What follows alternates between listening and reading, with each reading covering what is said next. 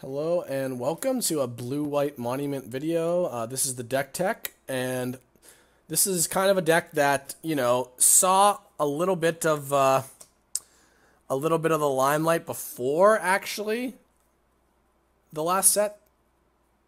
Before Hour of Devastation came out. Once Hour of Devastation came out, just a braid came out and lots of mono red was really good, and it seemed like I tested this deck for the last Pro Tour and it didn't seem that good. But now that Teamer Energy and mono red have kind of like put themselves on top of the format, I think it's worth revisiting.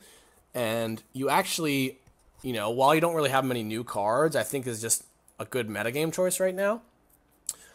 So for those of you that haven't seen the deck before, it's got 25 lands. You have the dual lands, you have a bunch of basic planes. This version has 9 of them. And then you have 1 Sheffet Dunes and 3 Westville Abbeys. I think that Sheffet Dunes is a card that, when it top rated the Grand Prix in Denver, the gentleman that played 2, but I just don't want to risk clunky draws with Port Town and Prairie Stream, so I'm just playing 1 as a nice bonus when you go really wide. Westville Abbey, obviously.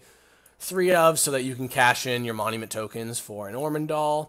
4th Raven Inspector, pretty much key to the deck, gives you a card to play for cheap.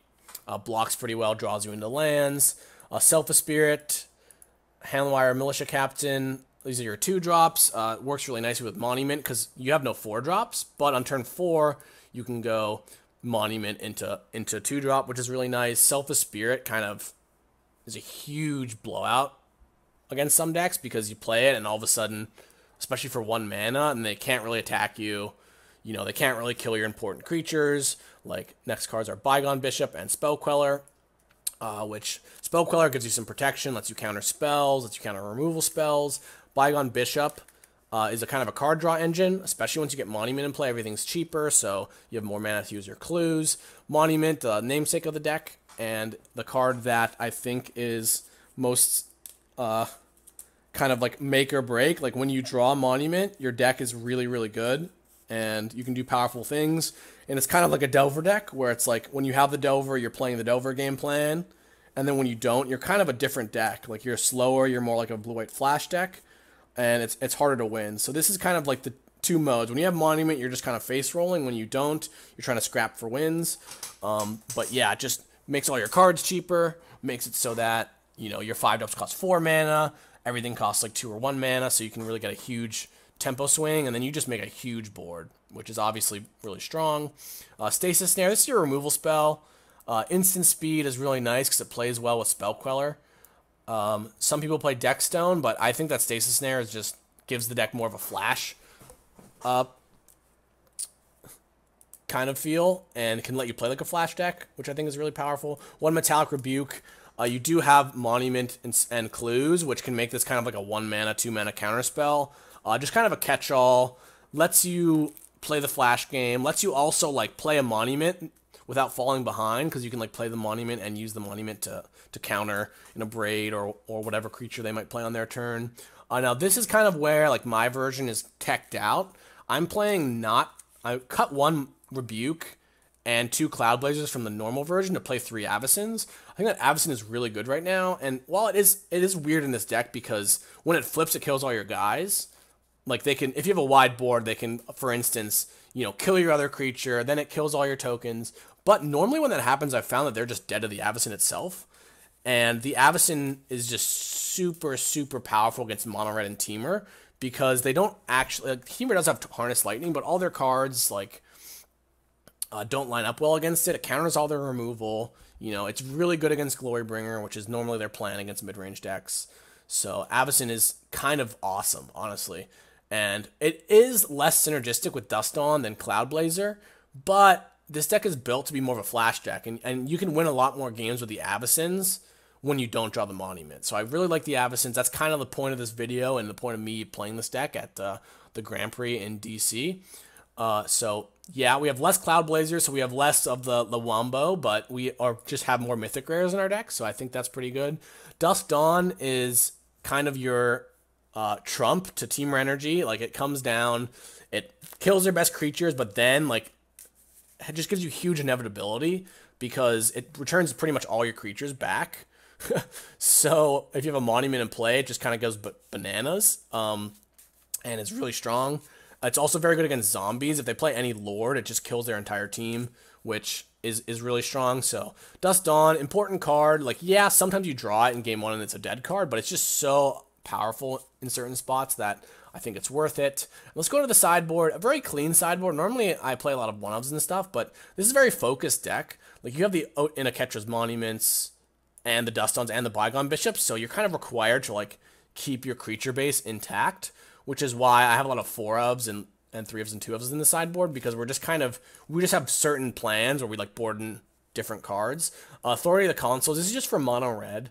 Like, you don't have that many 1 and 2 drops, and Authority just saves you a ton of life, makes all their hasters bad, makes their Hazard not hit you right away, makes their Glorybringers really not that scary, and just costs 1 mana, so it's like super high impact for just 1 mana. 4 negates. This is just because you play against control decks sometimes, and you play against gift decks sometimes, and negates are just so good. They're only okay against ramp, but they help remove dead cards, and I think that playing, like, the guy at top 8 of the Grand Prix, I'm sorry, his name is escaping me. I think it's Michael. Let me double check, actually, because I've played against him twice. Oh, no, it's Greg. I forgot. It's Gregory, but his last name is Michael or Mitchell, so it's kind of like, that's what was confusing me. But yeah, he played only 2 negates, which I'm not going to, like, harp on him, but I think that just when I'm playing a blue-white flash style deck, normally I want to have a bunch of counterspells in my sideboard, just because when I play against, like, a Gearhulk, not a Gearhulk, obviously it's not good against Gearhulk, but a Gearhulk strategy, like, I think negate's super powerful.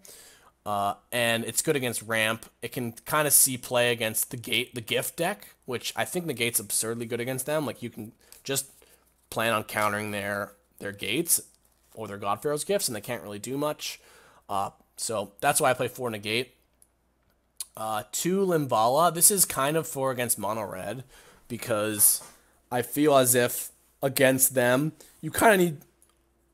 Cloud Blazer seems good, and maybe you could play more Cloud Blazers, but without the Cloud Blazers, having some amount of life gain is really nice. And this card just trumps Glorybringer and Chandra because it has 5 toughness. They can't really kill it. So if you ever resolve it, it's pretty hard to lose. Like, you can lose, obviously, but it's pretty good at getting you back into a game and then just winning the game very quickly. So I think it's worth a slot. Just 6 cards for just mono red. Possibly you could side this in against Temur, but I haven't really tested that out. 2 cast outs. So cast out I like because sometimes you want more removal, but this deck is really hinging on, like, drawing your monument, drawing your Dusk Dawns when you need them. So I like having a card that is flexible because you can cycle it, you can find your other pieces, and also importantly, cast out hits Gate of the God Pharaoh, which is a huge blowout because a lot of the times they play Gate and they, like, hold up Dispel. Sometimes they have negate too, but you know, it's a lot of mana for them, so the cast out is just a way of getting rid of anything, which is really nice. It can also be good against any kind of Sky Sovereign, because, like, Stasis Snare and Declaration of Stone are kind of awkward against Sky Sovereign. I guess Stasis Snare isn't that awkward, but cast out's much better because you don't have to have the mana up all the time. You can just remove it. 3 Angel of Sanction. This is kind of the transformative sideboard plan where against any, like, grindy decks, it's good, and it's also good against gift. Like, basically, I have a ton of cards against gift, which is really nice. I think it's already a good matchup. But the Angel comes in when you expect them to be able to kill your monuments a lot, and, like, your Cloud Blazer Dusk Dawn plan isn't as good. So you side them in, you know, and I think they're good against. It's good against zombies as well, because normally what they do is they side out their lords. That way, they can't get Dusk Dawn, which I think is what they have to do. And then if you, like, bring in your angels, you have, like, a huge trump, because normally you just have to make sure you can keep, like, the Digraph Colossus and stuff off the board, and Relentless Dead and stuff, and it just FTKs tokens, which is really powerful, and kills Sky Sovereign, kind of. So that's kind of where I'm at. This is the list, and I will see you guys for the games.